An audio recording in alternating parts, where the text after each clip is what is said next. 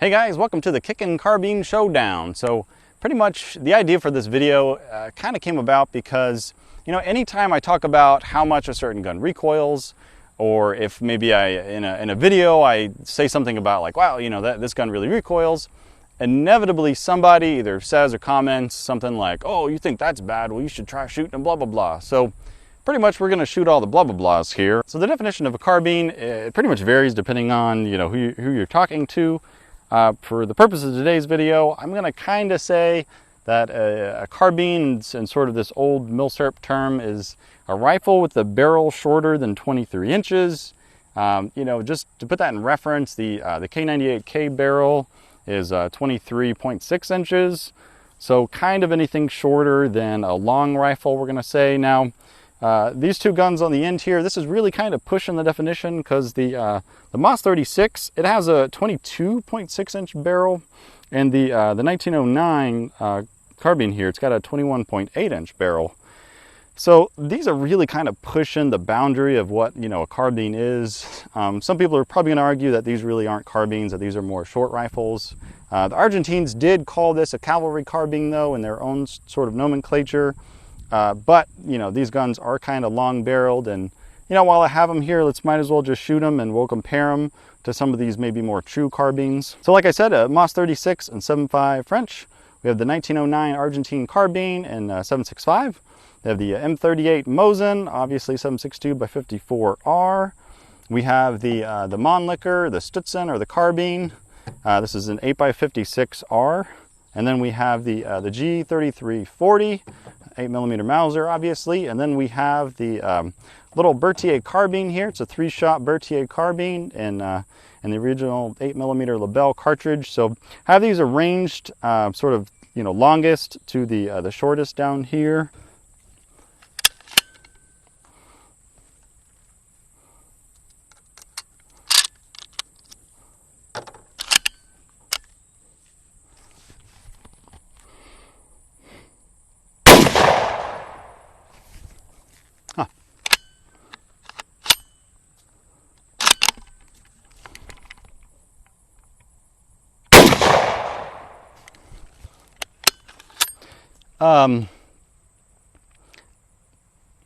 You know, I don't know a good way to describing it other than, you know, me coming into this cold. It's been a long time since it's been a couple months since I've shot a gun. Pretty stout, but not bad. No pain.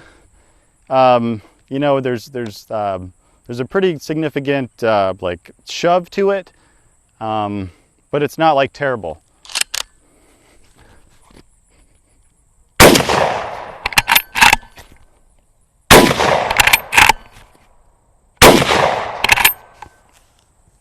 Yeah, the action itself seems to really lend itself to, you know, to kind of rapid fire from the shoulder. Being used to Mausers and the like, the bolt handle placement and stuff, it feels a little, I don't know, something about it feels awkward, just the way the you know, the bolt's kind of dog-legged. But it's effective. I could see if you were used to this, if this maybe was all you were trained on or something like that, that you know, that would be completely normal and fine. Yeah, but the recoil's not bad at all. So let's step it up now and go to the Argentine 1909. So the Argentine 1909 is a little bit shorter than the Mosin 36. So I'm expecting it to be a little bit more stout. But we'll just see. A lot of that has to do with just the caliber itself.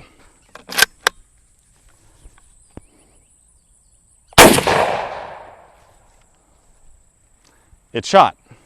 That kind of hurt my face. The weird thing about this the Argentine 1909, the way the stock is shaped, you can't really put your head down here because your head's not down low enough. So I have to kind of pull my head all the way back and really smush it down against the stock in order to get a decent sight picture out of this gun. So I think it kind of hits you right in the cheekbone.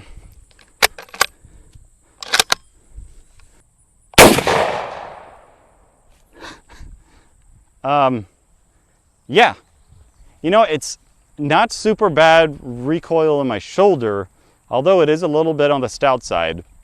But it's just mostly the impact on my face, the impact on my cheek. It's weird. It hits my face and then my shoulder, or hits both at the same time. Kind of feeling. I haven't felt that on a gun really, like being hit in the face so much. Slightly sticky chamber. Could be the ammo. Let's see if this will shoot.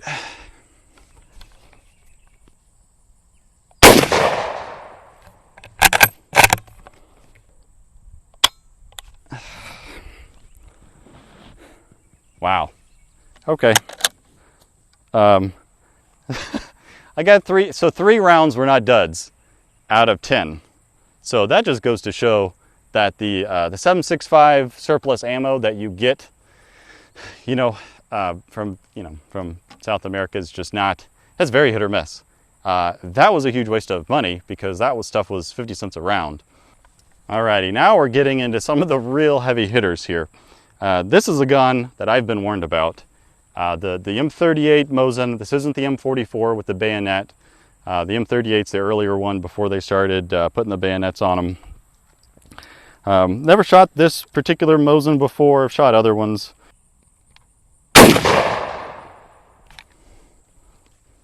Stouter.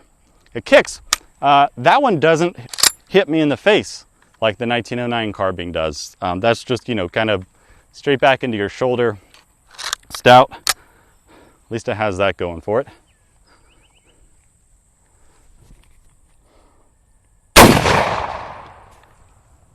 I don't know if that was me, but that one hurt more. This isn't a pleasant shooter. This isn't a fun plinker. I could feel this kind of beating you up. I'm going to try to shoot these last 3 fairly quickly, just to kind of show the action being run fairly fast.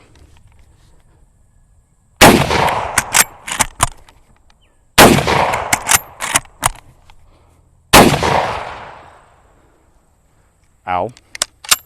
But not a bad ow, just a little ow. Recoil wise, not like intense pain when you shoot, but it's not like the best feeling shooting this. Maybe if you just happen to just really, really like getting kicked around with a gun, yeah, that's you might like this, but it's a little rough. All right, here we go now. The Mannlicher M95 Stutzen or Carbine. I'm kind of dreading this one. I know this is not going to be the most pleasant thing to shoot, but we have to do it. Never shot one of these before. Aaron gives me all sorts of shit because I haven't shot one of these before. So we're going to shoot it. 1938 dated ammo. This is after Austria was kind of taken in to the German Reich. So we're going to put 5 rounds of this Nazi ammo through it. Oh.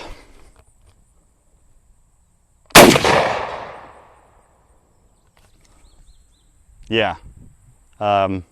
It kicks. That's a good kicker.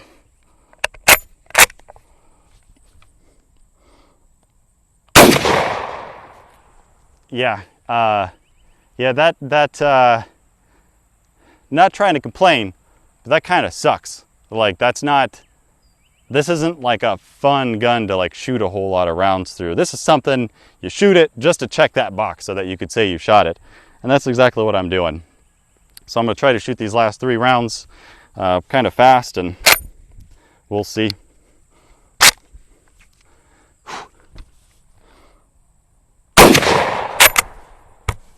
Uh-oh.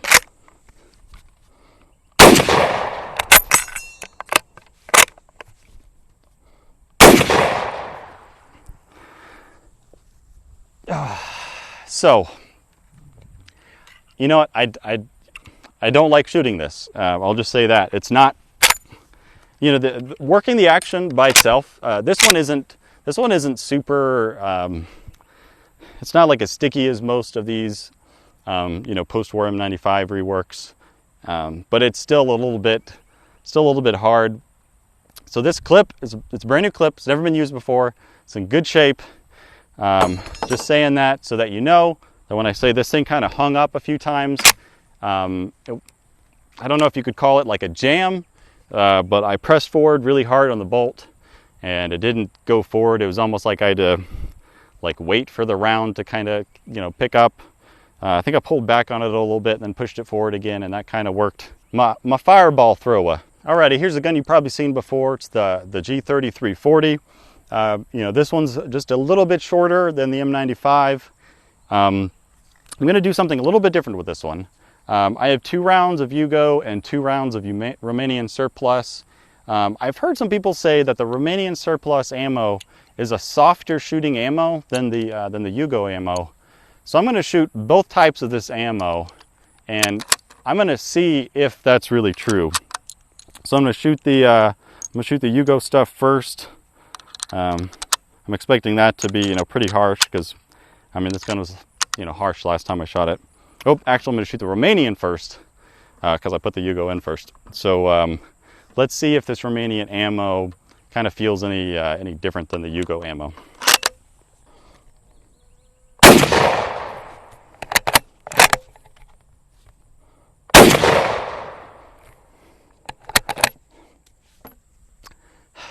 I mean, it kicks, but gosh, this action is so much nicer than the others. Uh-oh.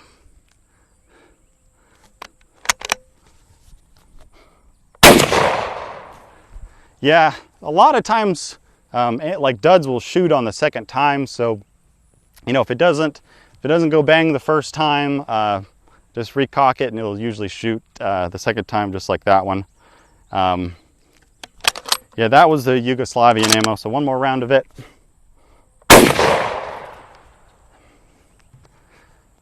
You know what?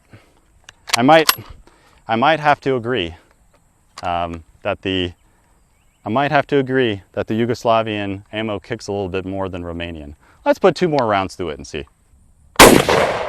All right, that was Yugo, and that was Romanian. Yeah. All right. Romanian's a little less harsh, I would say. I mean, it kicks. It's not like the most pleasant thing to do. Kind of like I said in the 3340 video, I'd much rather shoot a K98K at the range if I was going to pick a Mauser action to shoot. I'd rather shoot, you know, something in 7mm or K98K than this. So I feel like this was less harsh than the M95 and the M38.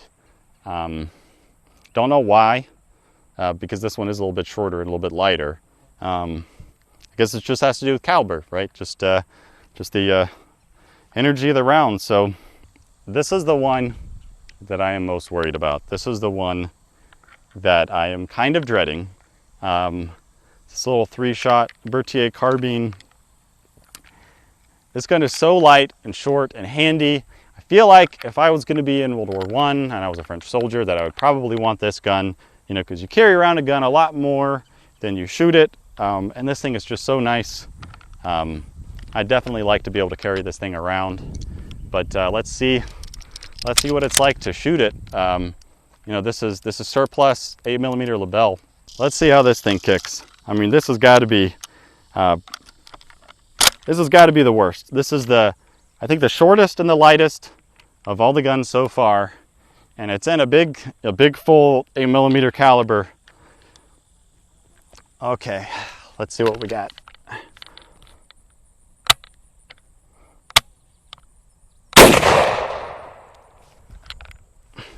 Third time's a charm. Ow, but not like bad ow, just unpleasant ow. Yeah, yep, yeah, that, yeah, that's not great. It's not a great feeling. Here we go. We're gonna get the clip falling out. Looks like we have a jam. When I press up on this top round is kind of bottoming out, and it's hitting the feed ramp. There we go. Let you guys enjoy the clip falling out. That's still in here. All right, last round.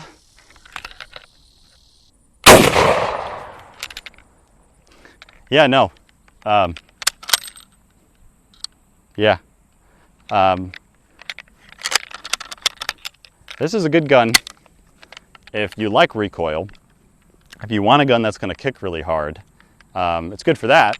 Or it's a good light gun to carry around and stuff. You know, this is a good, you know, decent gun for, you know, cavalrymen or artillerymen, you know, that just needs something that shoots, that's, you know, light, handy enough that you can carry it around all the time. You don't want to shoot this a whole lot. I'll put a couple more through it. I think that's the worst. It's just I don't know if it's going to shoot when I pull the trigger. That's just the worst feeling. Another malfunction with this guy. The round is way down there. I had to push it up using my finger, and then it nosedives.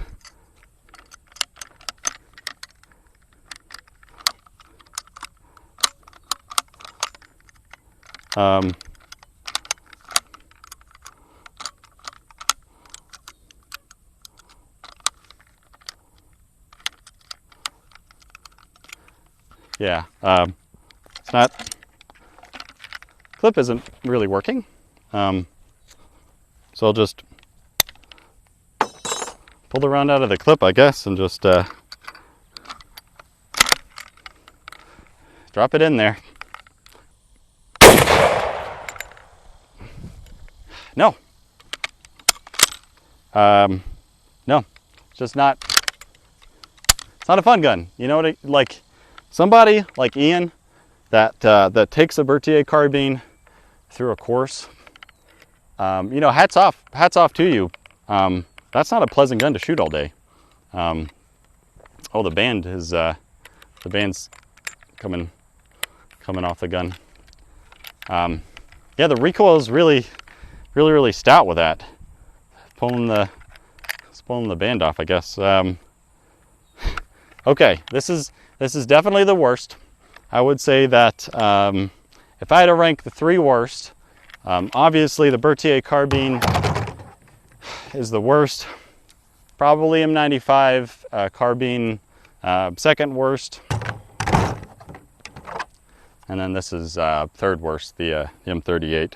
So I think if you're gonna have a carbine, like say if you're just a person like me that just, you know, likes carbines, I would definitely say that you need, like, get one in like a 6.5 or 7mm, something like that. Like the Swedish M94s and 6.5 are really fun, you know, pleasant to shoot. Something maybe in 7mm. There's quite a few, like, you know, South American Mausers and stuff like that that are South American carbines and whatnot that are in 7mm Mauser, and that's not too bad. When you get into the, you know, the 8mm and stuff like this, you know, it starts to get pretty bad. Now the 7.65 and the 7.5 French out of the 1909 and the Mosin 36, that's not too bad. Those calibers aren't too bad. Those guns might sort of fall into the short rifle category more than the carbine category, but included them anyway, just to shoot them for you guys. That one had some muzzle flash to it. I saw. I think all three of us, we agree. That's the big kicker. There. Yeah, that gun is, like you said, it's like a toy. It's so thin, light, handy, like, until you light it up. Yeah. And then it's a monster. Yeah.